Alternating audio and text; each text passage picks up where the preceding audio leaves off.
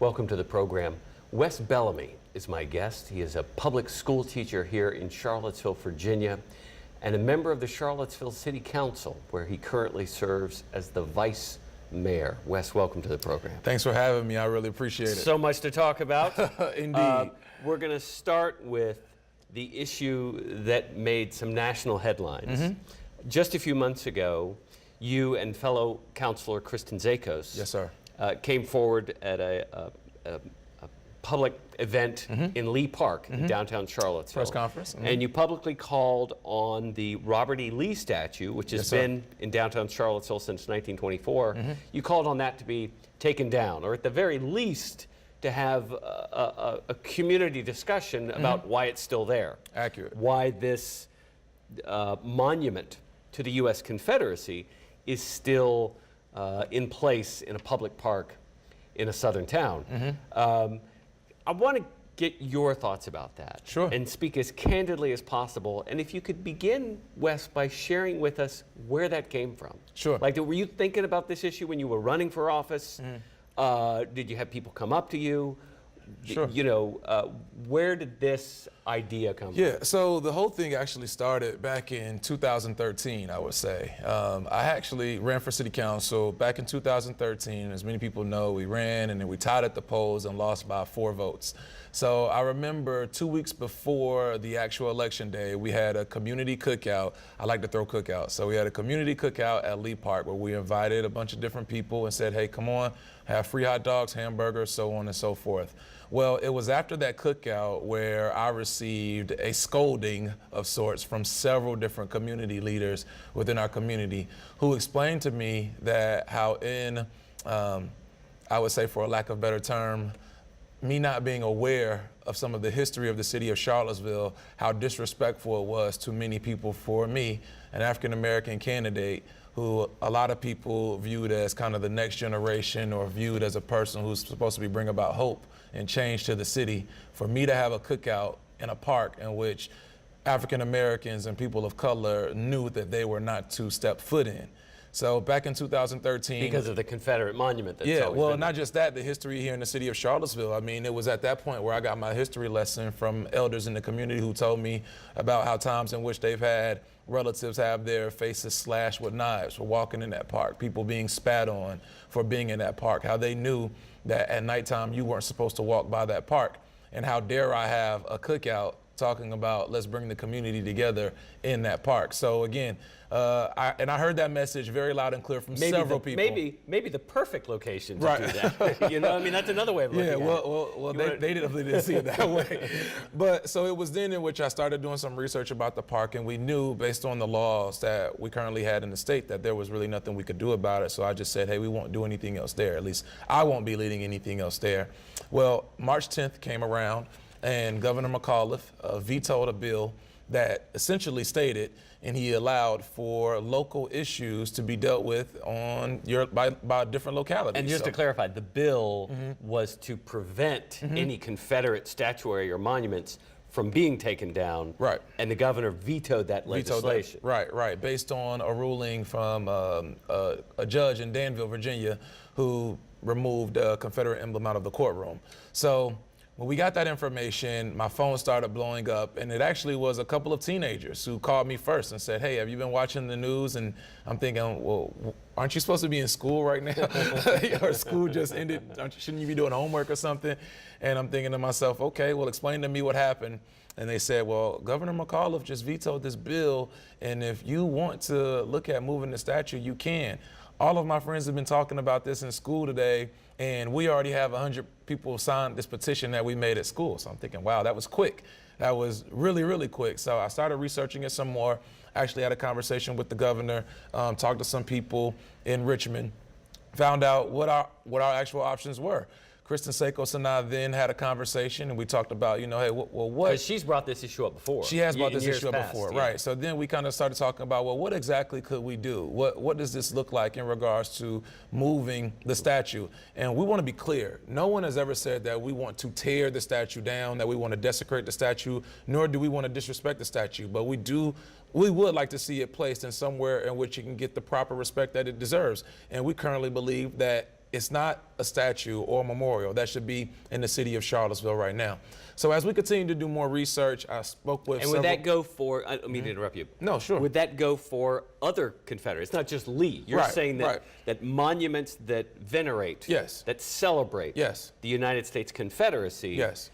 have no place in a progressive city in the 21st century? Not in the city of Charlottesville. Not in a public park. Not in a public park, yeah. that is. In a place, no public place in which individuals are currently paying taxes who are deeply offended by those statues and those emblems, those memorials, so forth and so forth. They don't need to be in our public parks. Furthermore, there were no Civil War battles fought within the 10.5 square mile city of Charlottesville. The argument can be made that when Mr. Paul McIntyre decided to dedicate that park, he's actually stated that he dedicated the park, the statue, to his parents who were lifelong Confederate lovers, or however he would like to describe them. And when we look at where we are now in the year 2016, do we still want to recognize and celebrate those individuals, especially in a city in which we have very, very few memorials, statues, dedications to people of color who arguably, many would say, helped build this city? So when we look at the totality of the situation, that is when we decided to move forth, talking with our fellow colleagues. And I would be remiss if I didn't state that how Mr. Brian Stevenson came to the Paramount Theater here in Charlottesville, and he gave a speech that Friday night. And he talked about the need for being bold, the need for doing what is right, even when some people are going to disagree with you. And he talked about the psychological impact. I clearly asked him in front of everyone, I actually had the mic, and I asked him, you know, what do these emblems and these Confederate statues and memorials, what do they do to the psyche of an individual? And he spoke very candidly about how it can continue to perpetuate a persistent stance of dominance amongst one group over another group over time. And in a city like this one, a city that I love, a city in which I see people every day coming together, we have to be able to move forward. And subsequently, that's when we move forward with the press conference. We actually introduced that we would like to create a Blue Ribbon Commission at the City Council meeting that Monday. That Tuesday morning, we had a press conference. And here's one thing I would love for everybody to know. We think about that press conference, right? And there's been images. I know people have recorded the speech that I gave and all this other stuff. But when I walked into the park that day, the gentleman who is currently the commander of the Sons of the Confederacy, his name is Wesley, and I go by Wes. My birth name is Wesley.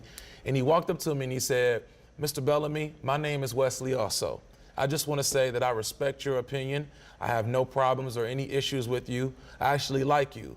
We may disagree on this one, but that doesn't mean that we can't work together in the future." We actually shook hands, took a picture together. It was all around Facebook. The biggest gentleman who was out there, this gentleman, he is maybe 6'6", undoubtedly 300 pounds, long gray beard here, patches all over the place. Confederate flag. Yeah. He said, "My grandfather really likes you. My grandfather," who, for lack of a better term, was probably an individual 60 years ago who would not have maybe even been allowed to sit next to me on a bus. We couldn't drink in the same water fountain. His grandfather likes me. He and I took a selfie like this in front of the Lee statue. We shook hands, and we also agreed to disagree. He also stated to me emphatically that if he believed that this statue, or if I believed rather, that this statue was so offensive to so many different people, there's nothing wrong with it being moved to a museum or a Civil War park where everyone who reveres it and who deeply respects it and likes it can go and view it and do whatever it is that they want to and get the proper respect to it. So some of the things that we've heard since that time have been really interesting to me, to say the least. Because the opposition has said that we're looking to change history. We're looking to tear down a statue. I've heard even people say things like, "I've gone by the statue and I've spat on it or I've slapped it," and all this other crazy stuff, and which has never happened. We don't want to change history. You can't change history. But we want to make sure that we tell a full story. And by telling a full story, we must be respectful to everyone. Now, if this is a park, Lee Park, with the statue of General Lee in it, in which individuals have had their faces slashed just by walking through the park, where people have been spat on just by walking by the park, where people knew the park is right across from the library, and how students who look like me many years ago had to sit down on a wall because they couldn't enter the park while they were reading their books, in the year 2016, we still need to revere and have that park in a city in which we have the 6th African American and the youngest ever to be here governing. How can I look my students, the young people who look to me as a mentor, the people in this community whose shoulders I stand on, how can I look them in the face and say that I did not even try? We had the opportunity and I didn't even try. And what I'm most surprised, Wes, were you surprised that day in the park by the vitriol, the anger on the part of some of those people that you may have taken selfies with when the news cameras started rolling? The Confederate flags came up and started waving, and they were shouting you down. They were full of anger. Were you surprised at that level of that anger that we saw in some city council meetings? Yeah, no, sir. No, sir. Not surprised in any shape, form, or fashion. This is a very passionate subject.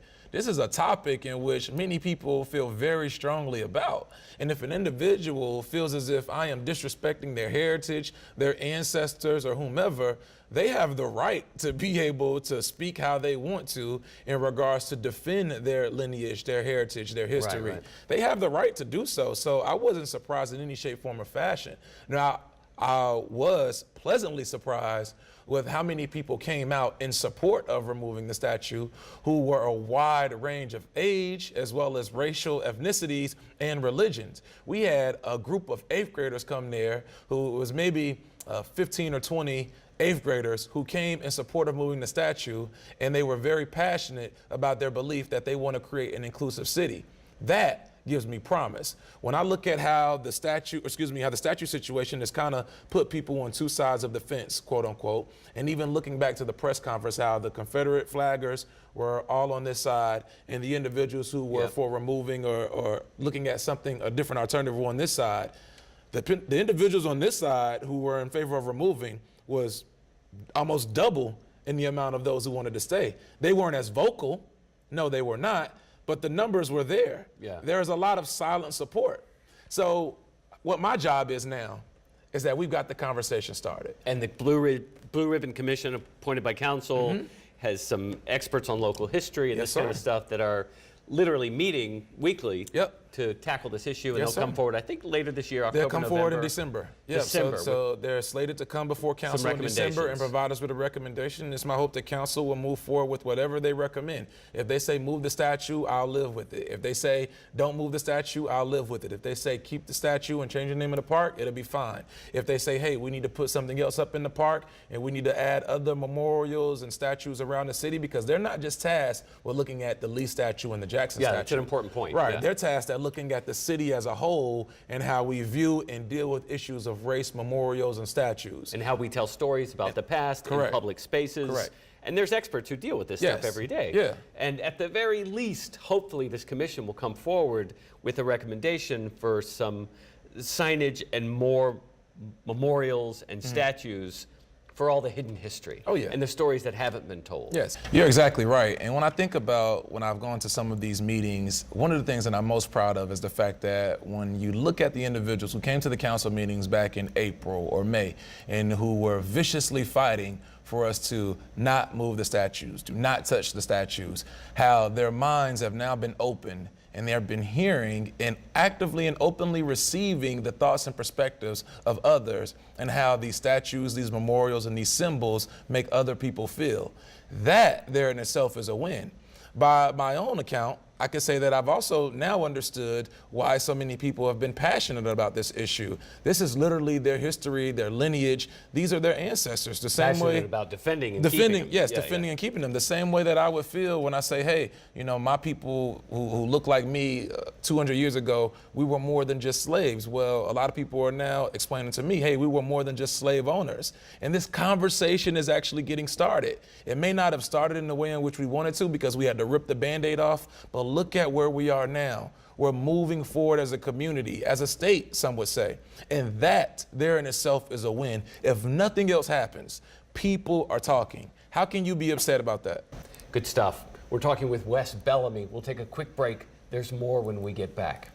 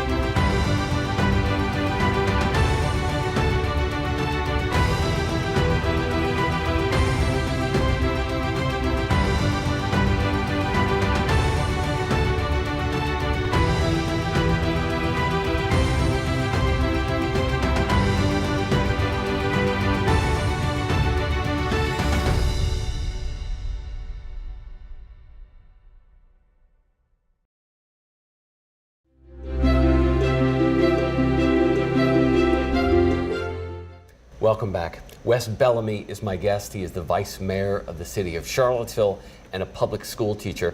Wes, I want to ask you a quick question. What's the most challenging part? You've never served in elective office before. Right, This is a first. And you've served long enough now to know what the most challenging part is. Aside from just you're busy, you spin a lot of plates, and the schedule is crazy. And aside from that part, what's been the most challenging part for you personally about serving in elective office? My heart. I definitely would say you feel as if sometimes you give your absolute all and you do the very best job that you can. And for some individuals, it's just not good enough. And I'm the kind of person who always wants to try to figure out if we have a disagreement or if there's a quarrel or if there's somehow we're not on the same page. I always want to try to figure out how can we resolve that. I always want to figure out how can we get on the same page so that we can move forward. And in some situations, for some people, they just don't want to. And that's just something that I've had to just learn to deal with. Their comfort zone is conflict. Their comfort zone is conflict. Yeah. That's the perfect way to look at it. And I don't mind conflict, but I like resolving it. And some people, they just don't want to resolve it. So you can do all that you can do. You can put all the time in it, spend as many hours as you possibly can. But for some people and for some things, they like them how they are. I would say the other part would be for my students and the young people who they're so used to me being around all of the time. I'm at all of the football games, all of their basketball games, coaching AAU basketball, coaching boxing. Like, I'm with them for everything that they ever need. And because my schedule has changed a little bit, I can't be at everything. And they're so accustomed to Mr. West doing everything, being at everything all the time, that they sometimes think that I care less about them and I may care more about this. And getting teenagers and middle schoolers to understand that, no, Mr. West is doing these things so that your livelihood can be better moving forward. You know, it hurts my heart sometimes, but we just got to keep pushing. Let me ask you this. You brought up teaching and education. You're the youngest member of the Virginia State Board of Education. Yes, sir. Years in public schools teaching. Help us understand, you're on the front line of this effort and dealing with these challenges. What's working? What's not working? Yeah, well, I see Virginia being at the forefront of technology. We are really becoming a state, or not becoming a state, we are a state that it relies heavily on technology. We're moving our students into 21st century learning. We look at what some of the things that we're doing from a statewide level at the profile of the graduate. We're changing what a high school graduate will need and what that graduate will look like when they come out of school. And these will be for students who are currently in the 7th grade. So by the time when they graduate, high school will look different for them in terms of the courses that they take, the courses that are needed to graduate. Some of the things that they'll be doing in school we'll be putting them in a position in which they definitely can compete with anyone on a global scale. And that's not just going to college. We're introducing things that are going to allow individuals to go and take trades. We're encouraging them to go into skills, trades. And if you want to take advantage of the technology that we have for you, then feel free to do so. And we're going to put some things in place for you to get there. So that's some of the things that I really like. I think some of the places in which we're struggling are things in which we already know. When we look at the education gap and the achievement gaps between students who are white and then minority students and students of color, as well as disadvantaged students, we really have a lot of work to do. Cultural competency is something that we must encourage our teachers to start doing and start looking at. We have to be more culturally competent. We have to be more culturally aware, because this is a global society now. And students learn in different ways. I think sometimes that we try to put these square students into circle pegs, and it just doesn't work. There is no one-size-fits-all approach, and we got to be able to adapt to that. I'm very proud that Charlottesville City Schools, as well as Albemarle County Public Schools, are two school divisions who are definitely doing it. Now, I spoke recently on this program with Colette Blount, who is many, many years absolutely love her school teacher, a good friend of both you and I, and we talked about that achievement gap. We talked about the still pervasive challenges of institutional racism in dealing with children of color in these public schools. And we just sort of shared our frustration that here we are in the 21st century and we're still dealing with this stuff. And it's it's like the system is full of good people who want to do good things, but they continue to battle a system that seems often stuck in the past. Yeah, so we have to be willing to say, are we going to be bold enough to do something different? To make sure that we can try alternative methods of learning and teaching to get our young people, those who are not achieving right now at the rates of their colleagues and their counterparts, are we willing to do something different to get them to where they need to be? And I think that's my role and my job on the State Board of Education, to push the envelope and look at alternative styles and alternative learns of learning and teaching so that our young people, all of them, regardless of where you're from, what you look like, you can live in Dinwiddie County, or you can live in Roanoke, or you can live in Charlottesville. You can live in a trailer park, or you can live in $1 million home. But we want the playing field to be even for you. And that starts with us. And I honestly believe that technology is the great equalizer. Schools have a responsibility to make sure that we create a fair and equal environment for all students. And that is my job, to make sure that we deliver on that promise. And I know we're going to do so. Let me change gears really quick, Wes, and ask you about, you had a Facebook post not too long ago that called for a new anthem for the civil rights movement. And the pushback in that comment thread from some folks was pure anger. Like, how could you dare? You know, you had suggested that we stop using "We Shall Overcome" and use another, I believe it's a rap song, which really represents a new generation of leadership for people of color in America, who are standing up for human and civil rights, who are standing up against institutional racism and overcoming the achievement gap and statues, Confederate statues in public spaces. It's a new generation, and I would encourage people to see Birth of a Nation, the new film this year, because what we're talking about is right in that storyline. Yes, sir. How do you explain that? Yeah, so the Facebook post was right after I was coming from a Martin Luther King program, in which we all joined hands at the end, and we sang, lift every voice and sang, we shall overcome. And it was kind of like a kumbaya moment. And when I looked around the room, I was probably one of 3 people under 30 in the room, right? And just looking at how individuals my age now, we're not singing those songs, nor are we going about it in the same way in which individuals have before. Now, I did learn from that, definitely learned from that Facebook post, that everything that you think, you don't always have to say so bluntly. You need to be careful the way in which you say things. But I stand by it, and I don't think that we need to replace "We Shall Overcome," but I definitely think we need to add to it. The song of my generation, when you look at protests around the country, the chorus of Kendrick Lamar's "We Gonna Be All Right" is always sang, always. Now, I read in that post. That's the song that's bringing young people together. That is a song that is bringing us together, and I looked at the threads, and I remember just putting, if you want to replace it, type with an I, just say I, vote with an I. And there was maybe 40 or 50 people who said I, and then there was another 20 or so people who said, how dare you? You know, it was some conversation going back and forth, and they felt offended. And I think that represents the generational gap.